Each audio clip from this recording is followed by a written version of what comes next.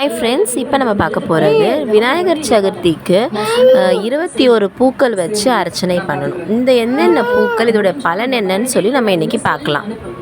First நம்ம மாமரம் பூ தான் பார்க்க போகிறோம். இதோட பலன் என்னென்னு பார்த்தீங்கன்னா, நம்ம வாழ்க்கையில் இருக்க வறுமை எல்லாத்தையும் போக்கும். தும்பைப்பூ, இந்த தும்பைப்பூவால் நம்ம அர்ச்சனை செய்கிறதுனால நம்ம உடம்புல இருக்கிற நோய் எல்லாத்தையுமே சரியாக்கி நம்ம நார்மலாக ஆரோக்கியமாக இருப்போம்.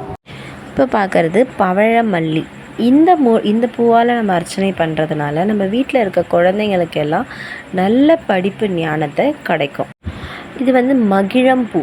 இந்த பூவால் நம்ம அர்ச்சனை பண்ணும்போது நம்ம மனசில் இருக்க குழப்பம் எல்லாம் போய் நம்ம மனசு ரொம்ப அமைதியாக இருக்கும்.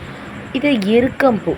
இந்த பூவால் நம்ம அர்ச்சனை செய்யும்போது நம்ம உடம்பில் இருக்க எல்லா நோயும் சரியாகிடும். இது மாதுளை பூ இருக்கு இல்லையா, அந்த பழத்தில் இருக்கிற பூ. இந்த பூவால் நம்ம அர்ச்சனை பண்ணும்போது குழந்தை பாக்கியம் இல்லாதவங்களுக்கு எல்லாருக்கும் குழந்தை பாக்கியம் கிடைக்கும். மந்தாரை பூ கல்யாண தடங்கள் இருக்கிறது எல்லாத்தையும் சரி பண்ணிடும். அரளிப்பூ, நமக்கு ஏதாவது கெட்ட சக்தியால் நமக்கு ஏதாவது ஒரு தொந்தரவு இருந்துச்சுன்னா அது எல்லாமே சரியாயிடும். சிகப்பு அரளிப்பூ, எதிரியே இல்லாத ஒரு நல்ல வாழ்க்கையை வாழலாம். அடுத்து பார்க்குறது ஊமத்தை பூ. நம்ம பண்ணாத ஒரு தப்புக்காக தேவையில்லாத பேச்செல்லாம் நம்ம வாங்குவோம். ஸோ அந்த மாதிரி இருக்க ப்ராப்ளம் எல்லாம் சரியாயிடும். இந்த பூ பேர் பார்த்திங்கன்னா கொன்றை பூ. இந்த பூவால் நமக்கு அர்ச்சனை பண்ணும்போது நமக்கு பல வருஷமாக கோர்ட்டில் கேஸ் நடந்துகிட்ருக்கோம். ஸோ அதெல்லாமே சால்வ் ஆகிடும். தங்க அரளிப்பூ, நமக்கே தெரியாத நிறைய திறமை நமக்குள்ளே இருக்கும். அந்த விஷயத்தெல்லாம் வெளியே அது சக்ஸஸ்ஃபுல்லாக ஆக்கி கொடுக்கும். முல்லைப்பூ, தேவையில்லாத கண்திஷ்டி கெட்ட சக்தி அதெல்லாமே நம்மளை விட்டு விலகி ஓடிடும். வில்வம் பூ, ஆடம்பர வாழ்க்கை நம்மளை தேடி வரும்.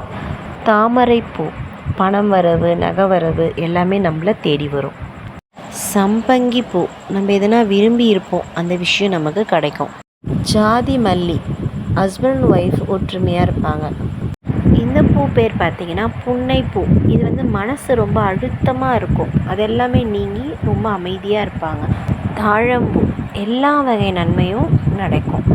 கண்டங்கத்திரிப்பூ, ஆபத்துலேருந்து நம்மளை காப்பாற்றும்.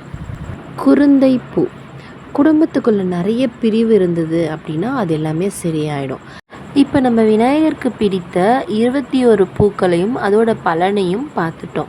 இந்த பூக்களால் நம்ம எல்லா பூக்களும் நமக்கு கிடைக்கும்னு நம்மளால் சொல்ல முடியாது. எந்த பூக்கள் நமக்கு கிடைக்குதோ அந்த பூக்களை வச்சு நம்ம அர்ச்சனை பண்ணலாம்.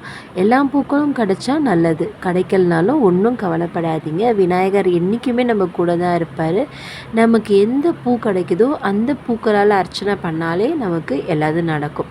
ஒருவேளை பூக்களே கிடைக்கலனாலும் நம்ம வேண்டும் வேண்டுதலை விநாயகர் கண்டிப்பாக நிறைவேற்றி வைப்பார். தேங்க்யூ.